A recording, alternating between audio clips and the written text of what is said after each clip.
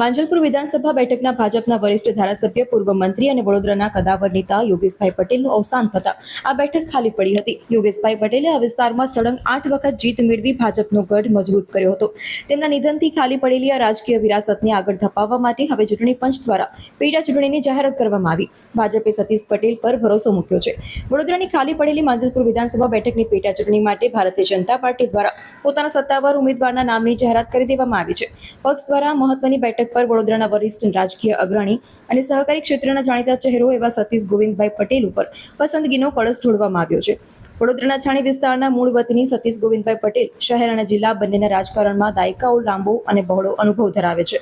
અગાઉ જિલ્લા ભાજપ પ્રમુખ તરીકે સંગઠનની જવાબદારી સફળતાપૂર્વક નિભાવી ચૂક્યા છે. આ ઉપરાંત વડોદરા મહાનગરપાલિકામાં પૂર્વ કોર્પોરેટર રહી ચૂકેલા સતીશ પટેલ કોર્પોરેશનની સૌથી મહત્વની ગણાતી સ્થાયી સમિતિના અધ્યક્ષ તરીકે પણ શાનદાર સેવાઓ આપી ચૂક્યા છે. ભાજપના સંગઠનમાં તેમની પકડ ખૂબ જ મજબૂત માનવામાં આવી રહ્યું છે.